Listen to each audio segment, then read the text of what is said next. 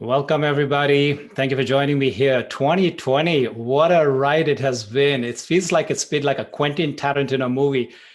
Every time you get to a seemingly what seems to be the ultimate climax, there's always something else ahead of us. I'm going to share a story. So three guys die and they go up to heaven. So they're waiting at the pearly gates of heaven, waiting to see St. Peter. And they're standing in line, and so they start to chat.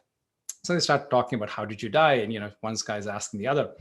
So the first guy says that, I came into my house. I noticed the door was open. I walked in there. I felt things were kind of out of place. I heard some noises and I couldn't find anybody. So I looked out of the window. There was an open window. The breeze was blowing. The curtains were swinging. I looked outside. Sure enough, I saw somebody escaping down using some ropes down the side of the building. So I cut his ropes, and the guy fell down. Then I saw him get up and start running away. So I picked up my refrigerator, threw it out of the window. And while I was throwing out of the window, unfortunately, I slipped and I fell and I died.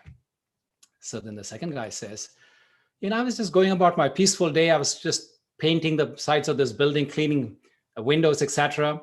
And some crazy guy up above me cut the ropes and I fell and I landed on the ground, broke my ribs, and I was trying to stand up, and then he throws a refrigerator on top of me and I die. And then the third guy says, well, I was just sitting inside a refrigerator quietly, peacefully eating, and some guy picks up the refrigerator and throws it out. 2020 seems to be a year like that, where you just don't know anywhere you are, whatever you may be doing, however minding your own business, however you think you're protecting yourself and safe you are, something seems to be always trying to get us.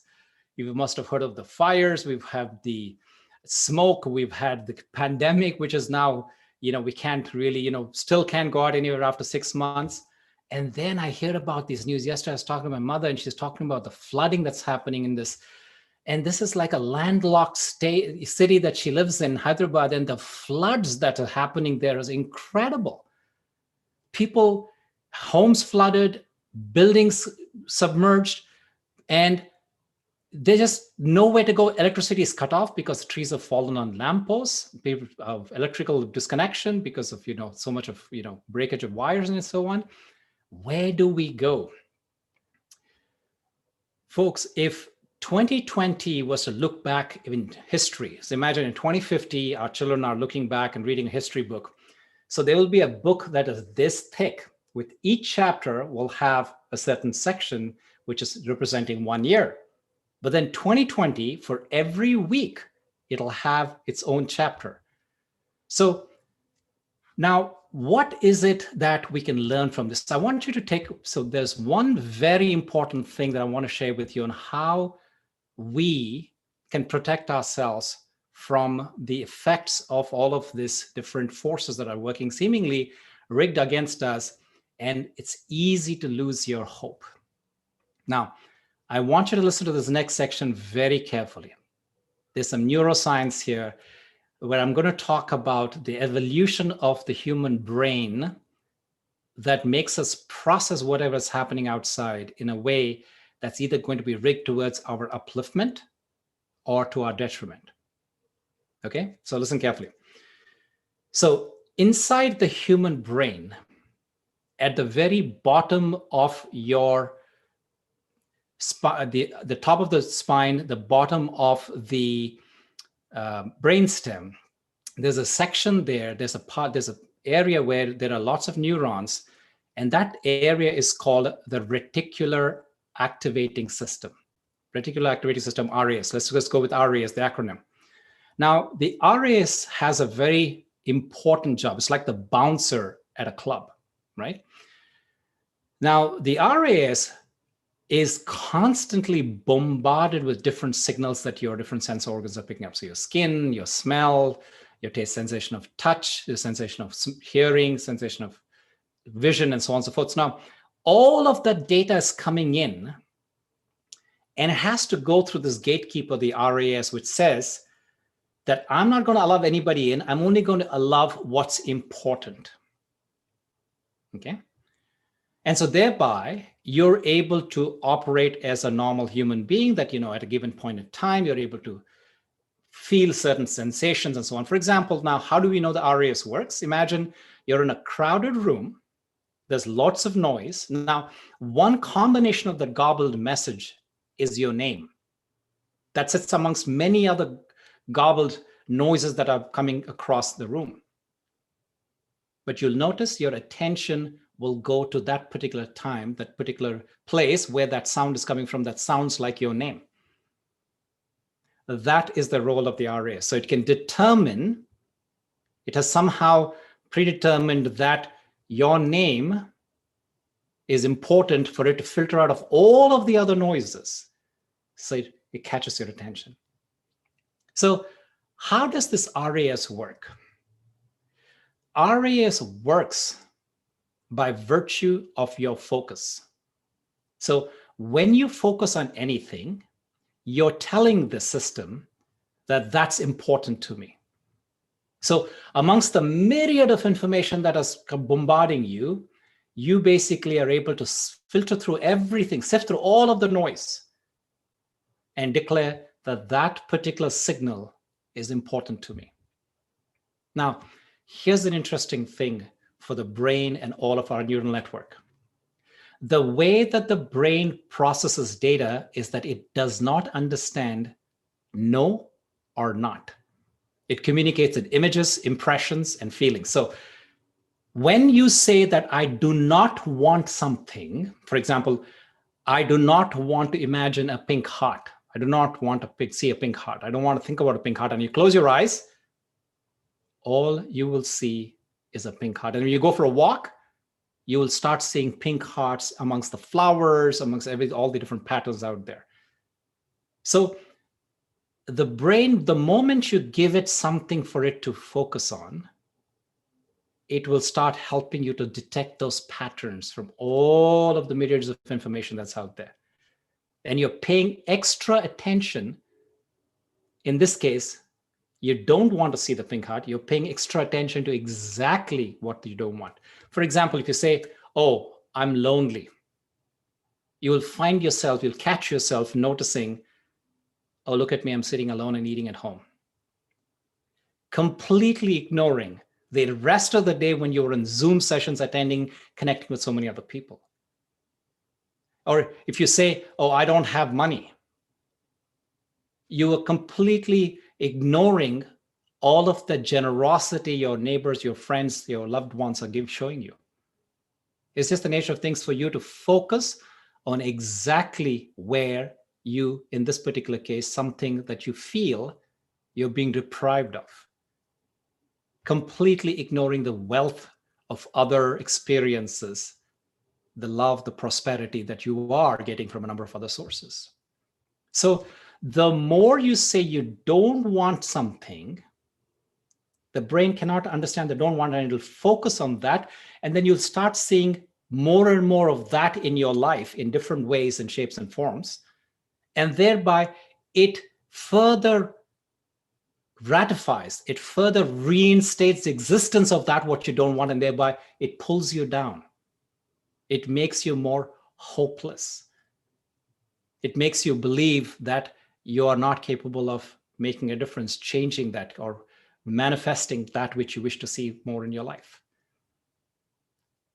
So this is that lopsided evidence that is causing you to reiterate exactly that which you want to see less of in your life. So the simple antidote for it, folks, is to say, what is it that I want in my life? What is it that I want to see grow in my life? May it be my health, may it be my relationships, may it be my concentration, may it be my particular skill set that I'm trying to hone, etc. So more you focus on that, you will start seeing that your brain will find ways to justify, will almost, it's rigging yourself in the favor of manifesting, seeing, confirming there's more of that positivity that you're seeking in this world. So The way I'd like for you to think about this is for every moment you are voting. Every moment in your life, whether you realize it or not, you're voting, and your vote is determined by where you're putting your attention. Now, there's so much, like we said, in 2020, there's so much going on, so much upheaval going on, so much chaos. A friend of mine came by the other day and said, gee, I don't know what to do. I'm trying, and look at all these things that are stacked up against me. And I said, I told him one thing. In any chaos, there's an opportunity. Seek out, focus on that thing. In every problem, therein lies inherent a creative solution. If you don't allow yourself to be carried away by the emotions and all of the fluff, all of the noise around it. Paulo Coelho said something really beautiful when he said that when we love, we always strive to become better than we are. And when we strive to become better than we are, everything around us becomes better too. So ask yourself, can I be in love with life itself? Wherein every moment is an opportunity to become the best version of myself, to show up at my fullest, to see how I can do something better, and thereby influencing the entire environment around me. Now, while that is one of the methods of cultivating hope, it's important to also not to be carried away and fooled by false sense of hope. Now, I'm going to share with you something. So a woman once goes away for a trip to Europe with her girlfriends. And before she leaves her cat behind with her boyfriend and says, you take care of the cat. So sure enough, so when she leaves, she goes away to Europe. And the first day after she's left, the cat is hit by a car and the cat dies. So now the lady calls that night. Hey, honey, how's my cat doing? The guy says, oh, he doesn't want to, obviously ruin her vacation. So he says, oh, everything's fine. It's, cat's doing great. She calls the second day. Oh, the cat's doing fantastic. Calls the third day, same thing. Now the trip is over. The lady returns. She comes to the guy and she says, where's my cat? He said, listen, I got to reveal this thing. It's really sad, but your cat was killed by a car on the very first day. And now this woman is in shock. She says, why didn't you tell me? And the guy says, I don't want to ruin your vacation. He says, but you could have released it slowly to me. He says, what do you mean? She says, see, for example, the very first time when I called you, you could have said, honey, the cat is on the tree and it won't come down. And on day 2, you could have said, the cat came down, but it got hurt a little bit. But the vet says it's going to be fine. And the day 3, you can say, the cat came down hurt, but it's not going as well as we thought it was, etc., etc. And the guy feels really bad and he says, yeah, that's right. I'm sorry I did this to you. She says, no, okay, it's all right.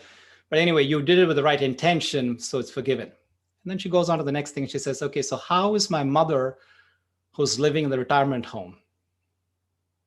So the guy goes real quiet for a while.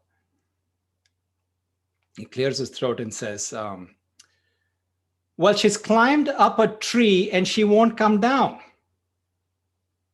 So ask yourself, are you creating a false sense of hope? Now, here are certain things that determine what is hope for the positive, for the upliftment of yourself, and versus avoiding certain truths. So I'm going to share with you 3 things. So it's easy to become lazy by leaving everything to hope.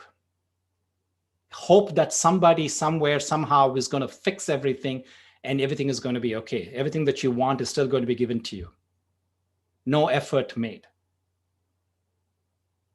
So that's not what we're talking about when we're referring to hope here. Okay. Hope is something that is It is an actionable thing. It's something that gives you motivation to go pursue. It gives you the energy, the enthusiasm to go out and do something to manifest that which you wish to see in your life. Now, the second sense of false hope is it comes from a fear of losing something. So I'd say, I hope that my partner will live forever, or my children will always stay with me till I grow old, or I will always continue to have this beautiful figure, but I can continue to eat whatever junk food I want. No, that's, you're fooling yourself. That is coming from a place of fear. That's not hope from a place of you manifesting what you want. It's based on a sense of misidentification with something that's not truly yours. Now, the third sense of false hope that one can hold is that I have high hopes for you. You have, how your children and the parents have this, they're trying to live vicariously through the lives of their children. Says, I have these things, these dreams for you to go and fulfill. And when you have fulfilled it, you would have made our family proud. You would have made our ancestors proud. So what is really happening there in those statements is that when you break it down, what you're saying is that I have very high expectations of you. In other words, this is my desire, which I want you to fulfill, so it will make me happy. So what you're doing is you're hinging your sense of happiness and well-being on somebody else's decisions in their life. Does that ever pan out? No. So what I want to be very clear here is that this hope that we are referring to, we are examining here, is that which gives you a deep sense of freedom. It is freedom from any dependency on others for your state of well-being. It is about unleashing your unlimited creative power that you have. It is giving you a sense of that extraordinary power, that extraordinary potential that lies within each one of us. And somewhere in the process of growing up, and somewhere in the process of maturing, somewhere in the process of sophistication, we have forgotten that mastery, that ability to be able to be the masters of our destiny. That's the hope I'm talking about. It's not that false strength of support, false sense of support. So I want to share with you 3 tips at those moments when you're feeling a little bit down, a little bit less enthusiastic, a little bit unmotivated. Here are 3 things you can do to pick yourself up and pursue to manifest that dream, that life you want to create. Number 1, understand that even though whatever is going on, try to look at it, but always keep your eye on the sense of gratitude for that which you have in your life. Folks, when everything seems to be falling apart, it's sometimes hard to see the blessings that are hidden, the blessing that you are standing there right there in the midst of all of that. And that amazing being, that amazing property that is my body that is serving me, people that are around me, if I have loved ones. So keep your focus on gratitude. Gratitude is an incredible tool for you to be able to turn around your negative emotions, turn around your negative, pessimistic attitude, and focus on the goodness. And thereby, like I explained earlier, it has that virtuous cycle of giving you the impetus to go ahead and lift yourself up. And not when you lift yourself up, it has a beautiful positive effect on those around you. And then the second thing, recall all of the hard times you've been through. Think times when you felt like, I don't have any more in me, and yet you got through it. Those things that look like insurmountable odds. Remember those times and remember how you persevered and you prevailed. thereby focusing your attention, that incredible tenacity, the willpower, which helps you to overcome any odds that are stacked up against you. And the third thing I want you to do is embrace your tough times. I want you to accept things, because the moment you accept things, what happens is you're not resisting it, which is important. So you become present, you become aware, you become clear of the situation you find yourself in, and then you have the opportunity to look at the options that exist for me to be able to find a solution to the situation. But instead, if you're caught up in the negativity, in the resistance, in the denial, there's no opportunity for creativity. You're basically blockaging your own potential to become able to come up with some wonderful solutions. So it's important to accept. There's a beautiful quote that I had heard a long time ago. Whatever you resist persists. What you accept, you overcome. What you resist persists. What you accept, you overcome. So folks, now I want you to take your attention. Let's practice this art of focusing our attention gradually from everything that's happening around you, and let us now direct it inwards. So I want you to give me some big shoulder rolls, taking in deep, comfortable breaths as you're doing so, keeping your eyes open or closed. I'm keeping my eyes closed as I'm slowly gathering my attention and as I make my journey inwards.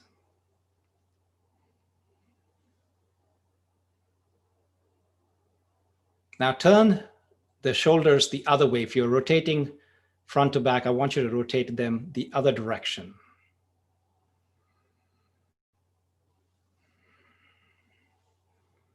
Raising your shoulders nice and high and letting them drop as low as they possibly can. Keeping the breath going. You're not holding your breath at any moment here.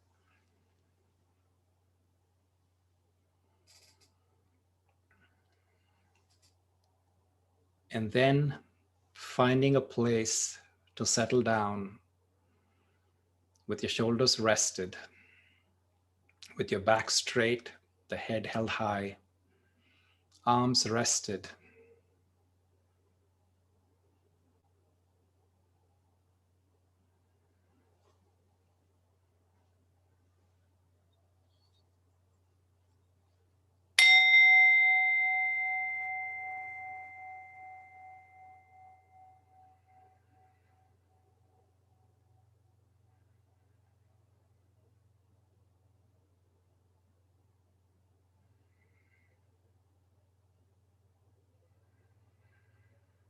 Taking in deep, comfortable breaths, breathing into the bottom of the belly.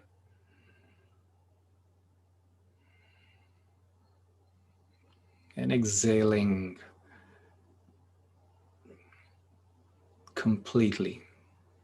This is called diaphragmic breathing.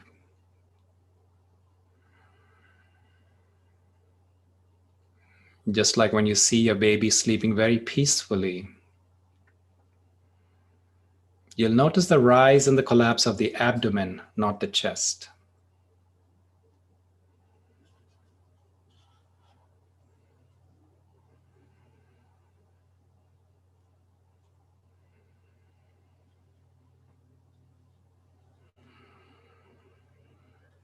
Now, with each passing breath, I want you to gently bring your attention into your body, underneath the skin.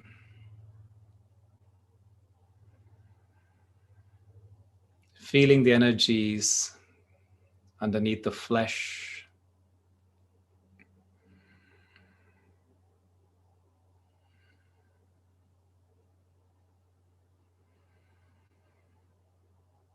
Into the very core of your body.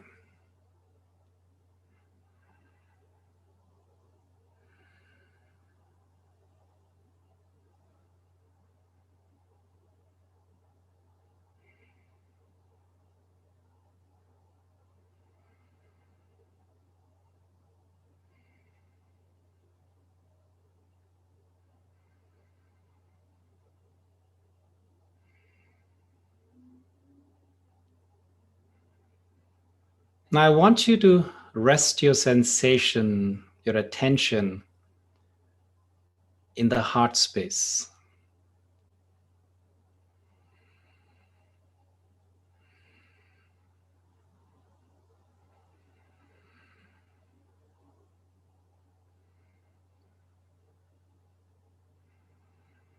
In this meditation,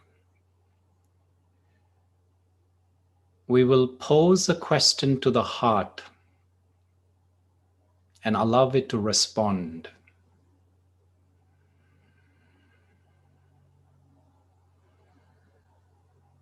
And when the heart does so, it does so in images. It responds with images and feelings.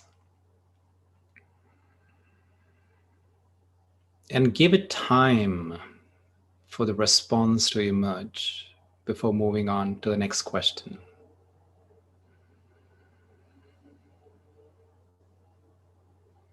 And if for any reason, should your attention wander away from this exercise, take in a deep breath and gradually bring your attention right back to the heart space. Telling yourself that you will attend to whatever it is that you're being distracted by after these few minutes.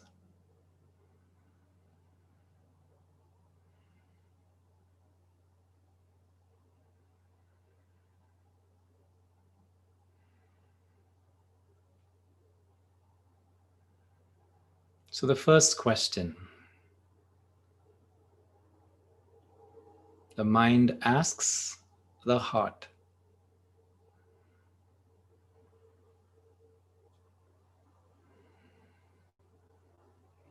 who am I really?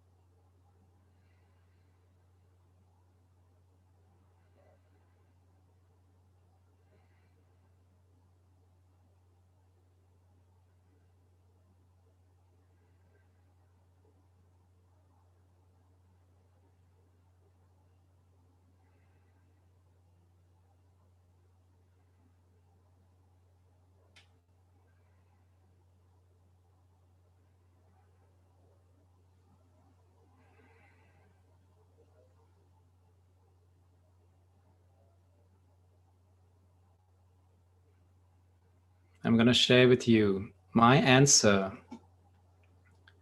Not that your answer needs to match with it, but just so that for those who are absolute beginners, it might serve as some sort of a scaffolding.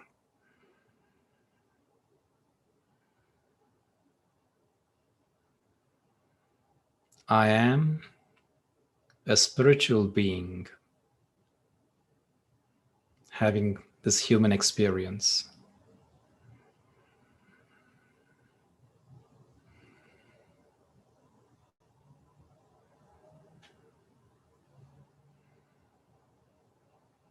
Second question, what is my true form?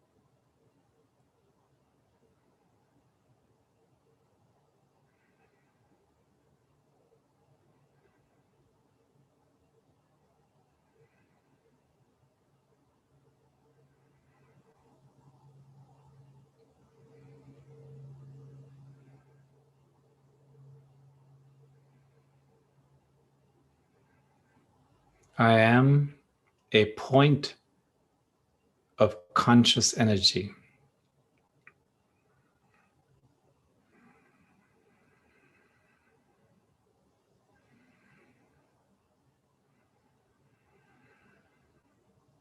Three,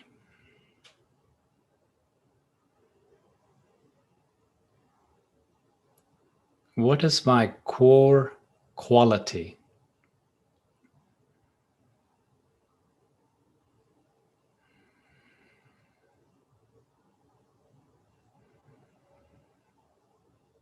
What is my core quality?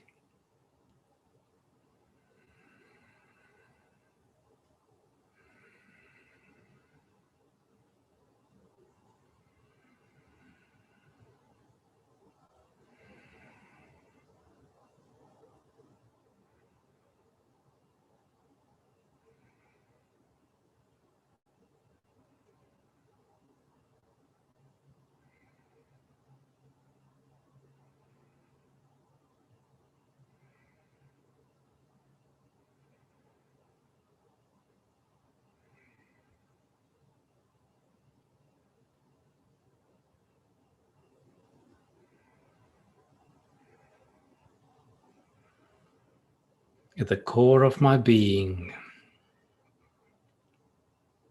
I am love.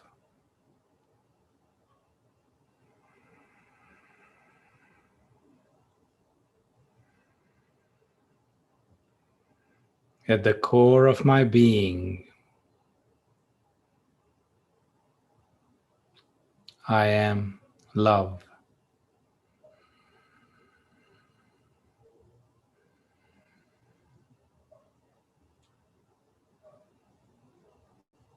Four,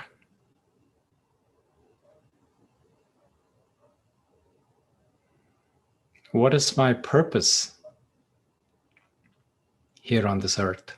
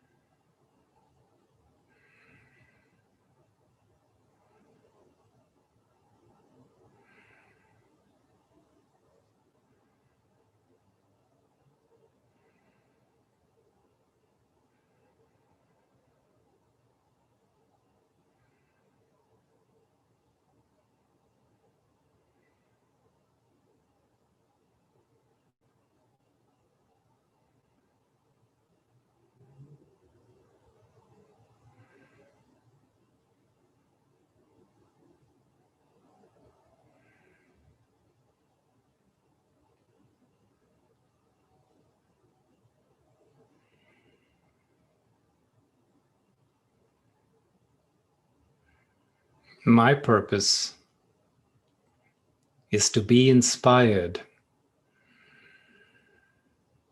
and inspire others in this drama that we play called life.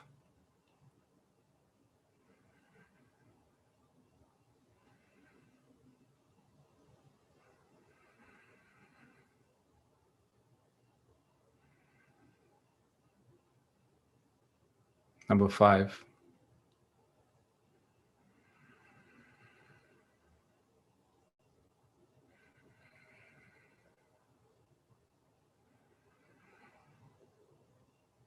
where is my true home? Or in other words, where do I come from and where do I have to return to?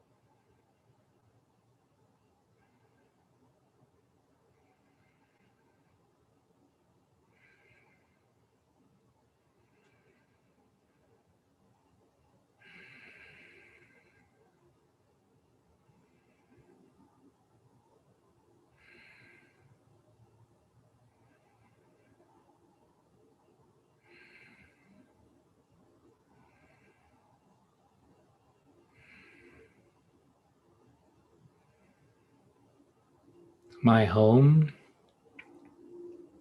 is a land beyond this hustle and bustle of this noisy world. I come from a realm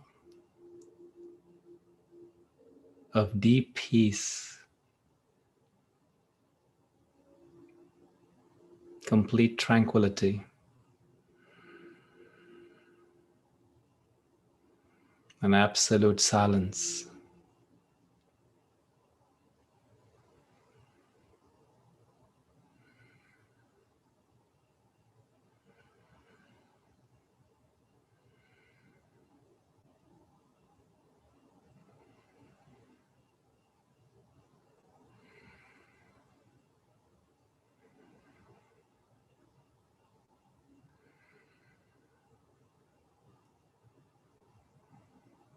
I came from that world like a falling star,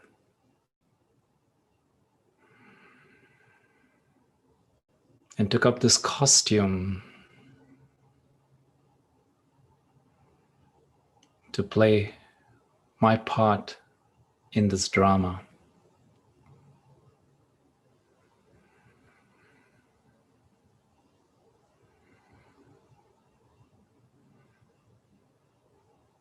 And the irony is that I forget that this is only a part that I've come to play in this drama. And to play is to enjoy yourself.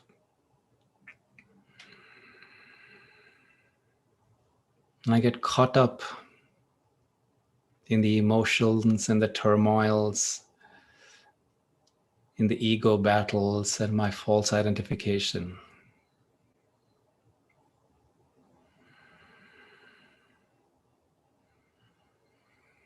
And then I ask myself, how do I become free from all of this?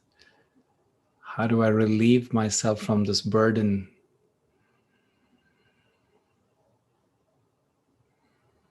How can I be light again?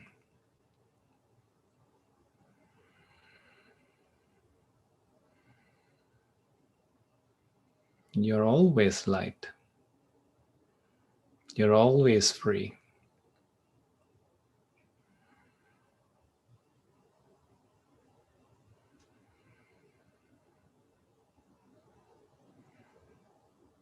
If you choose to realize.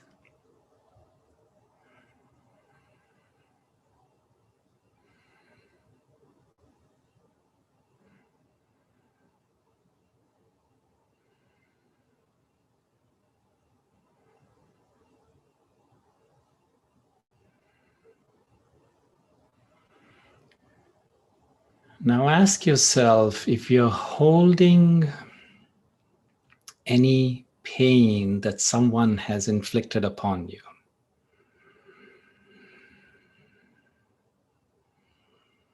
Look into your heart and see if there's any specific person, a group of people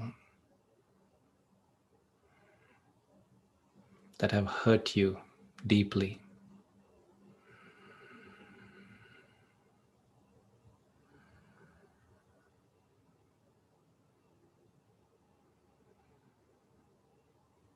I want you to relive that. I want you to feel the emotions arise.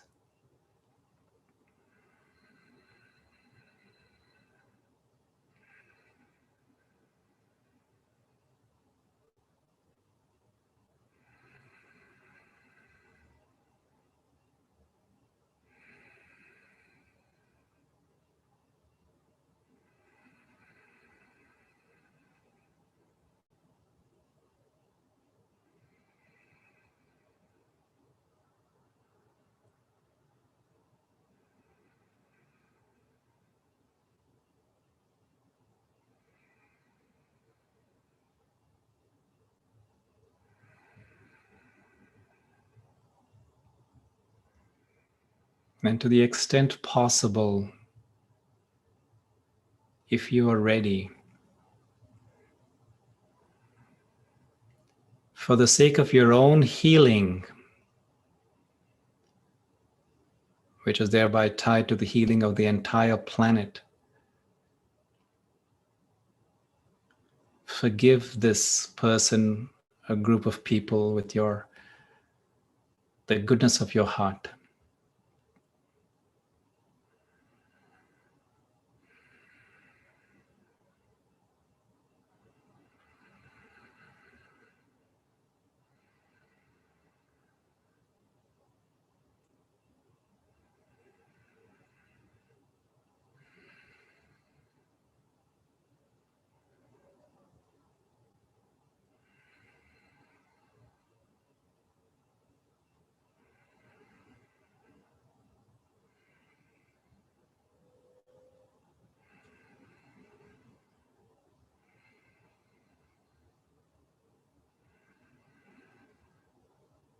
May I be free from suffering.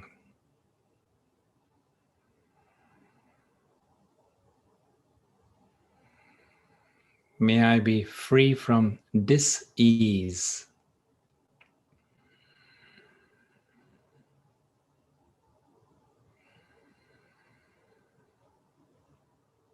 May I be healed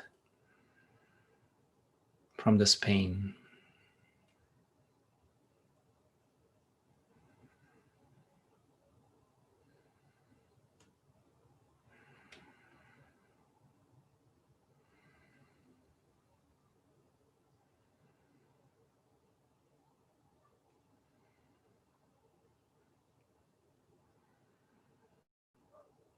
May all beings on this planet be healed from pain.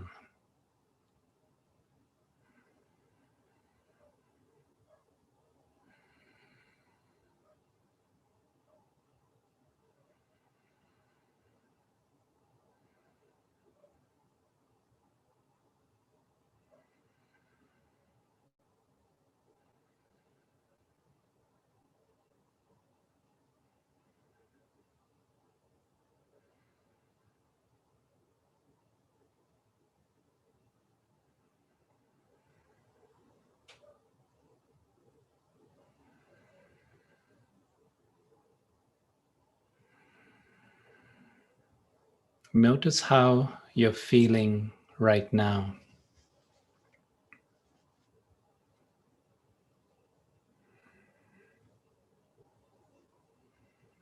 It's important to acknowledge how you feel after this process of tuning into your heart space.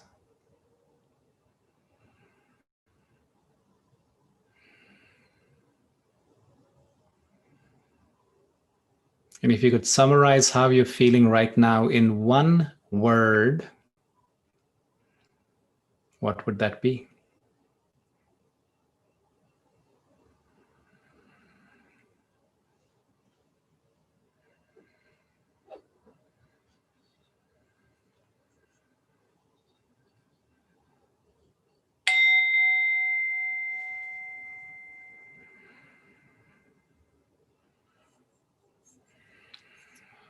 My friends, I want you to please share that one word that you came up with in the chat window.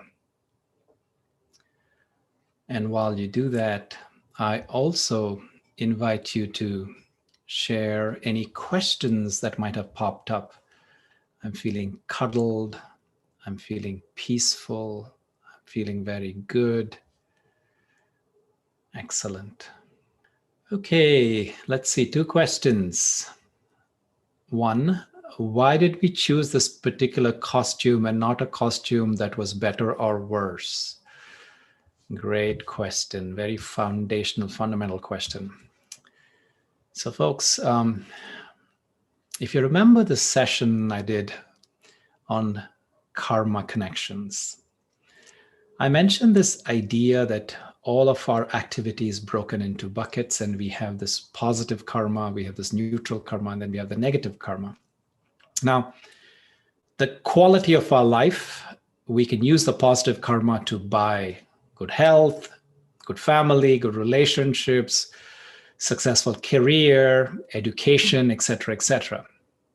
Now, There's also the negative karma that you choose how you're going to dispense of it, how you're going to basically settle that. Now,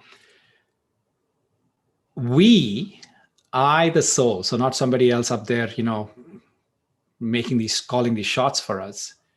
I have chosen how I want to come here, in which family I want to show up, and how I choose to play out my part to be able to increase or decrease those karmic balance, if you will.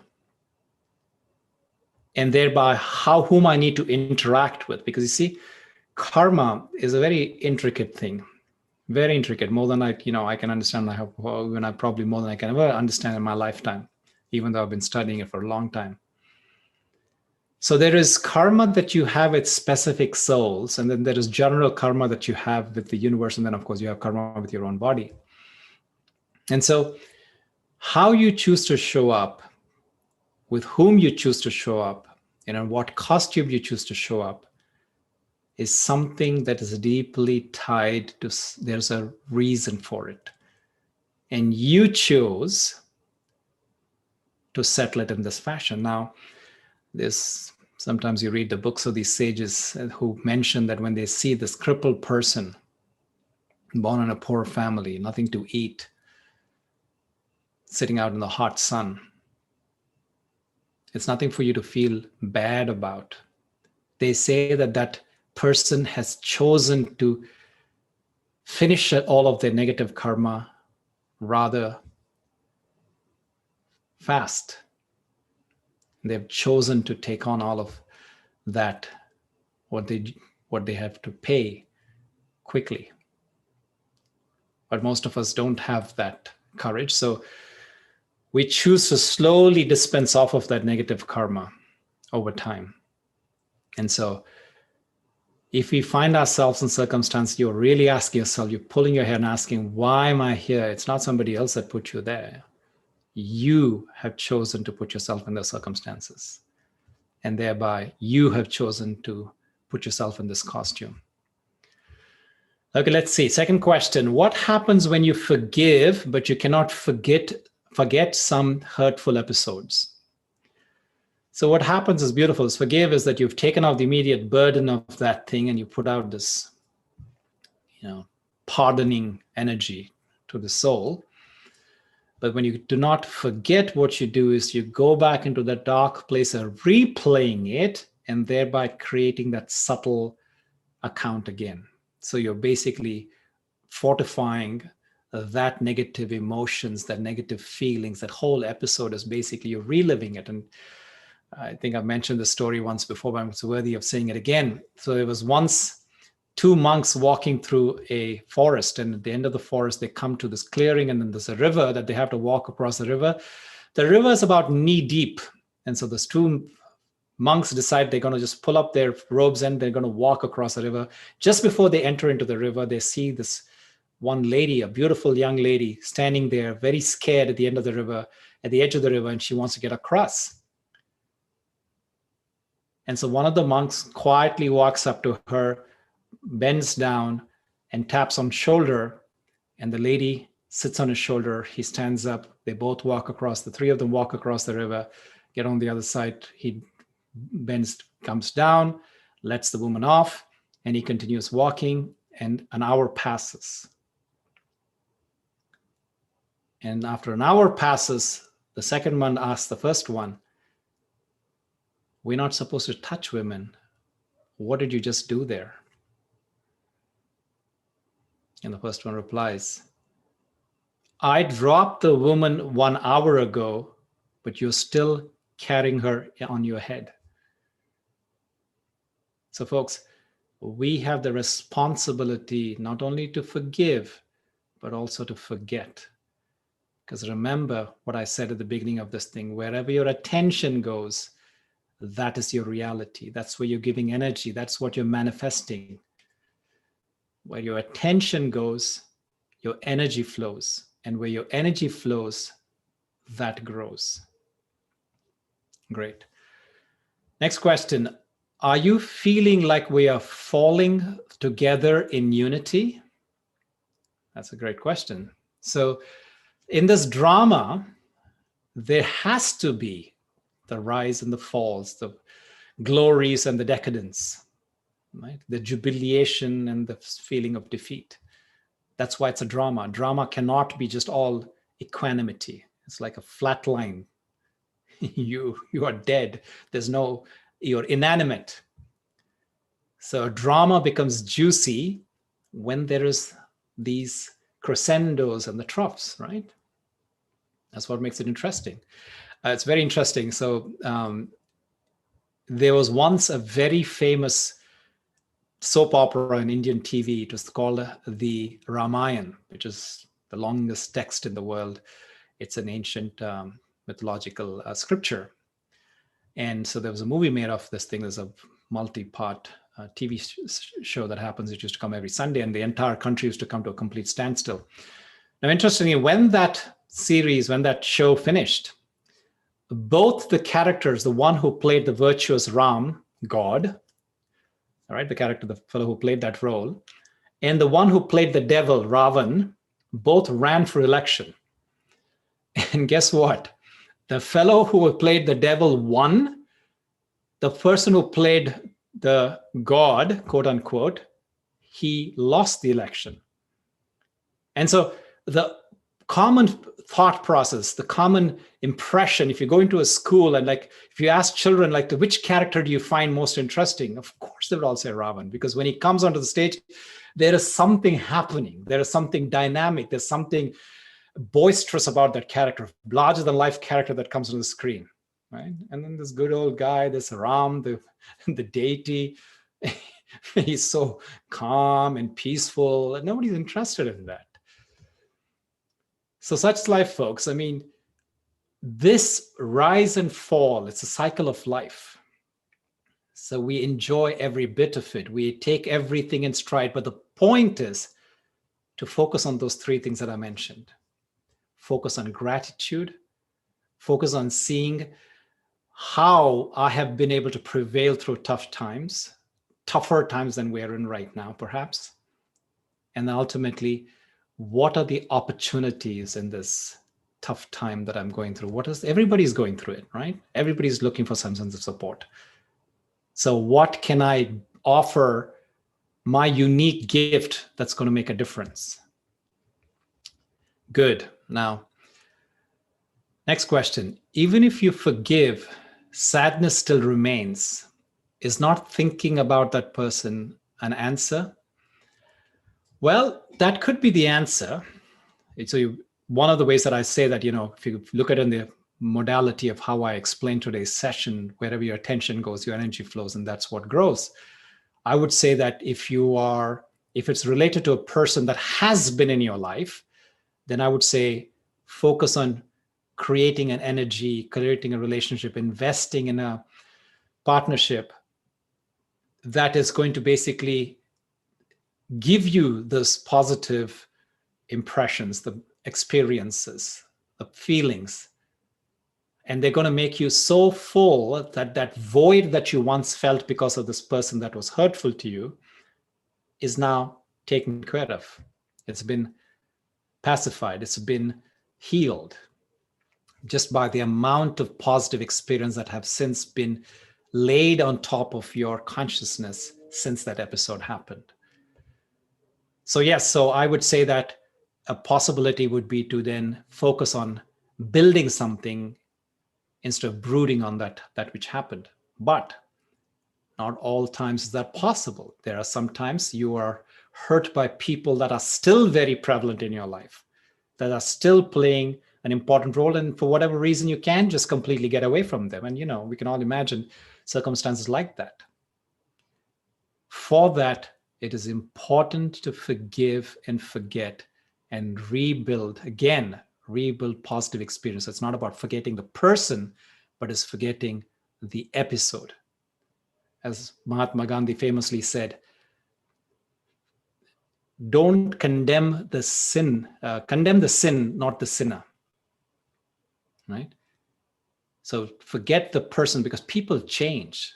People have progressed. People have realized, hopefully they have overcome that sense of that way of behavior that made you feel so hurt. But then the moment you keep projecting back on them that thing that they did 5, 10, 15, 20 years ago, God knows when, basically you are reminding them they have moved on, but you keep pulling them back to be in that place of that hurt. It's not helping anybody. Okay, so then let's see, I've got a comment here. I can be at peace and present to events and life, but then later it becomes clear it still takes an unconscious emotional and consequential physical toll on me. Is that just how life is? Is there an amount of presence that can overrule the seemingly innate unconscious absorption of energies and events? Am I missing something?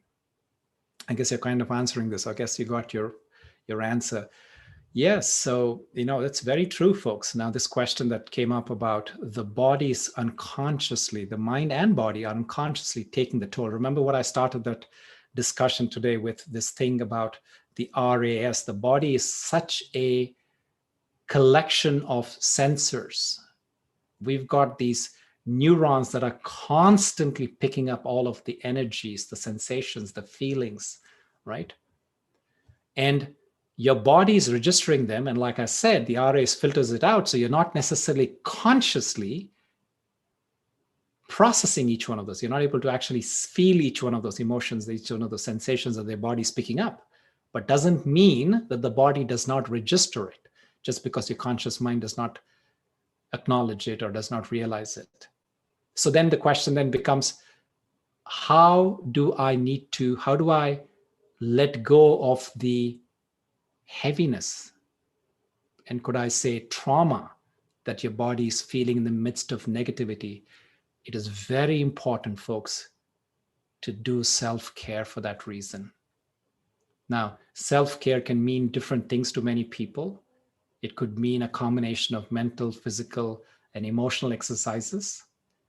It could mean, for some people, a certain set of hobbies. Or some people, it just could be mean just sitting and doing nothing, staring at, men love fishing for a reason. Because when they go fishing, they don't have to think. Nothing. What are you thinking? Nothing.